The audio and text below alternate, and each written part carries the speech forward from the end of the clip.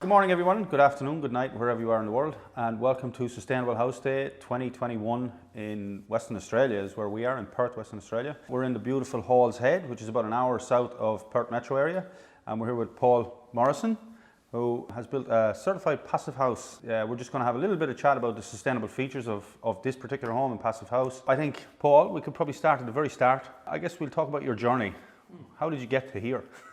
Yeah, well, in a rather roundabout way, Brian. I've always been interested in housing and energy, and since we moved to Australia 25 years ago, we were in the fortunate position to be able to build 3 different houses over that period. And of course, when we started off, budget was very tight. We ended up building a project home, and having read a little bit about energy conservation and orientation and stuff, to the extent that we could, we put in some of the principles of, where should the large glazing, how should it be focused this way or that way, and that sort of stuff. 8 years after that, we moved on and came over here to WA, probably refined some of our knowledge about energy and housing. And we wanted to build a house that sort of was more fully responsive to solar passive. So we got that designed and built that place, which is a large family house, 422. And it did a reasonable job as integrating solar passive principles. But at the end of the day, it didn't perform the way that we wanted it to perform.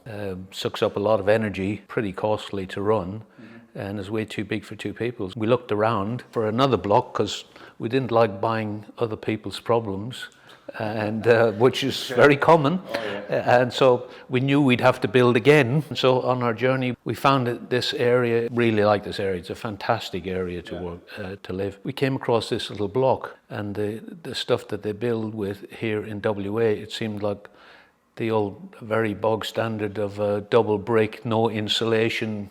And having built the place, you could see that a lot of the techniques were do it as cheap as possible, as quick as possible, and get the punter to pay an awful lot of money for that. Always interested in the glazing that they use in Australia, and some of it's very poor. But I noted that there was the inkling of double glazing starting to find the footing here in WA. And I just came across in my web searches your website on Ismart.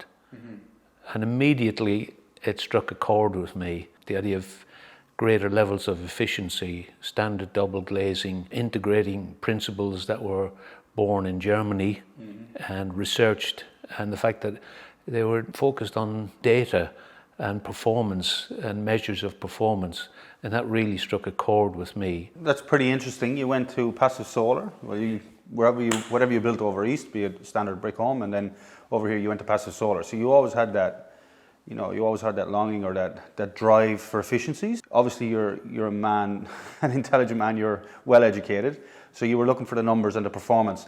How did you find the design process? Designed as a bespoke house for this particular block, because the block had certain challenges anyway. Plus it also had certain positives, its orientation and its link to the park, and strategic positioning towards the city and all that sort of stuff, the water. So it had a lot of ticks there. The process itself was much more, it was much more collaborative. We began to establish a relationship with yourself and Ismart and a couple of other people there, and also with the architect, Kellett Design Group, yeah. Again, so there was a close connection between you and Kellett Design and us in the middle as potential consumers. And so it was trying to build that network of communication to produce something that was going to meet our needs.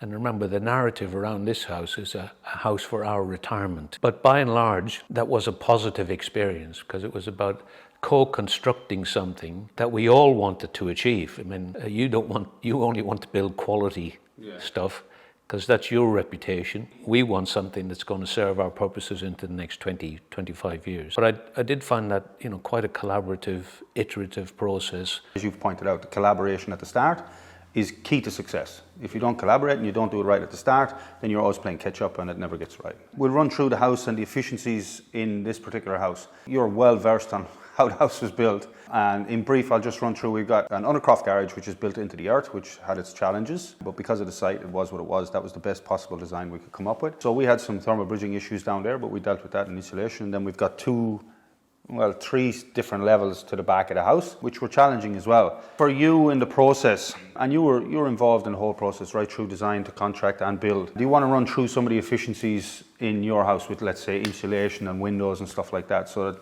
the audience can, they can realize exactly what's in here? So key things obviously are insulation. So we're sitting on top of the garage, and the garage has an R7 rating. I think in the roof it's R6. Yep, that's correct. And in the walls it's R3. Yep. And all the internal walls have insulation as well, but more for sound. Yeah, so that's a 2.5 acoustic high performance bats. Yeah, and so that actually is really quite an important inclusion in my book, because this house is incredibly quiet. I like a quiet environment if you're sitting reading or something. Yeah. I think that's a real plus that people tend not to pay too much attention to, but having a quiet environment, that contributes to that. The glazing, having built a couple of houses before with pretty bog standard glazing, makes a massive difference to the feel of the place, but also the quietness. Even closing the doors here out onto the balcony close off a lot of noise from the street or the birds. Yeah. Opening the doors allows the bird noise and dogs barking and everything to come into the house if that's what you want. When they close really nicely. Yeah. It feels secure as well as helps towards efficiencies. It's another one of those byproducts of, when you look at performance, you automatically get quality by default. Again, in that we're looking at U values which are extremely low. So you've got better sound protection, but better radiation protection. You've got a lot that comes with these windows and doors. It's another, again, example of a byproduct of quality when you're looking for performance. Some of the other efficiencies here, you've got air tightness and HRV. Do you want to touch on that? The thing that's most noticeable from a lived experience point of view with respect to the air tightness, and all the other things contribute to this as well. But at night, for example, we're in the winter time now, but at night, as fast as it goes cold outside, inside this house, it feels like it's warming up, even though we're not putting on any heating. So the bands for top and bottom temperatures remain sort of constant or pretty constant, irrespective of what's going on outside. At what time of the year it is. It manages the air temperature and cleanliness, obviously, with great ease. It just does it effortlessly. Yeah. So the HRV in this is a Stiebel Eltron. I think it's an LWZ. Yeah, 180. Yeah, 180, yeah. Very highly efficient unit. It's a certified Passiv Haus component as well. And they're virtually, it's a set and forget system. Inside the house? Yeah, I mean, as I said, if it was the case that it was really cold here and nobody in the house, and we came in, we might flick the heater on for a little while, but you wouldn't leave it on all day or all night, as you might do in other places, simply because the warm air will just escape so quickly. You wouldn't do that in this house. Let's touch on a few more of your efficiencies then before we wrap up. We talk about Passiv Haus, generally we talk about a full electric home, right? So your hot water heater? Again, that's a Stiebel Eltron.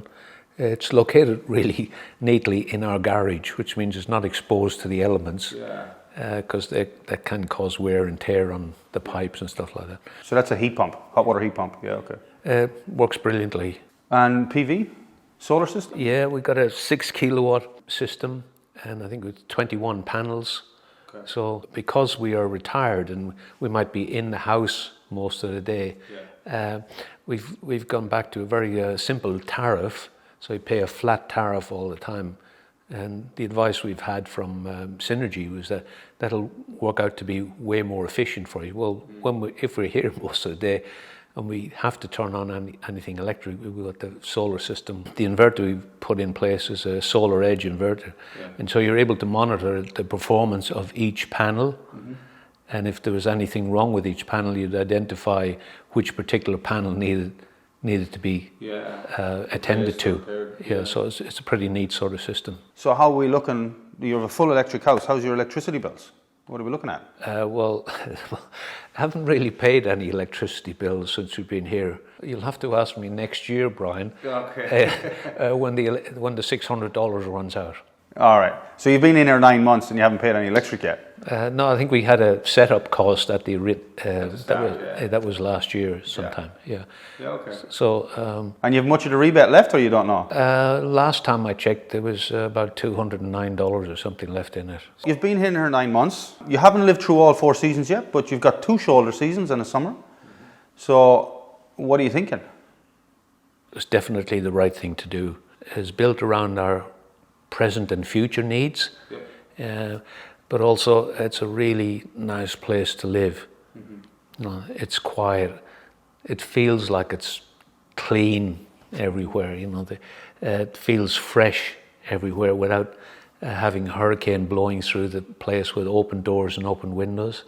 I think the best sort of testament to that is, you know, Francizka was often expressed concerns as we were in the planning process of the house will be too small, or, you know, won't do this or won't do that. And, you know, after living here for 6 months, she says it's absolutely just right. Good. It's perfect for our needs. And it's because you have air filtration, because you have double glazing and stuff. And we've got 3 dogs hanging around here. But the level of dust and dirt that comes into the place through normal transport in and out is nowhere near as bad as it was. If you had one thing you could say, so let's say we're looking at everybody for Sustainable House Day and anyone that wants to look at this, and there's a broad range of sustainable homes and ways to do this, and we all know that. We choose Passiv House. Not everybody's going to choose that, but if you had a message for the people out there on Sustainable House Day, what would your message be? Go and see how these places are constructed. Once you see the shell without the gloss on it,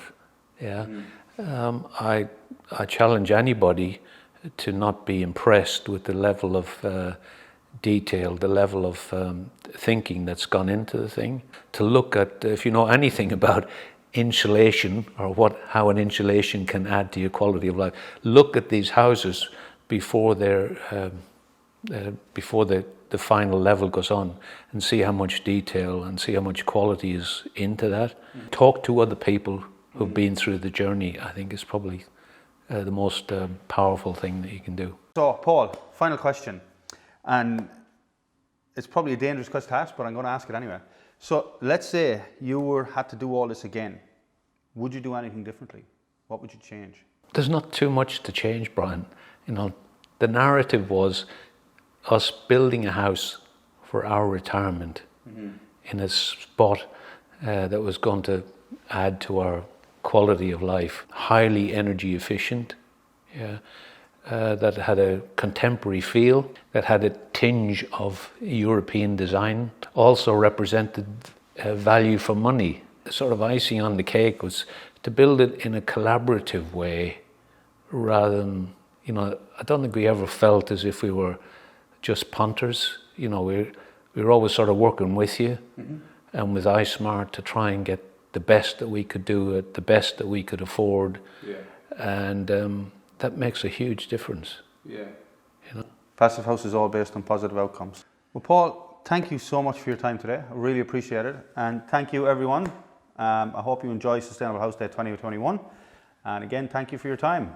Enjoy and chat soon.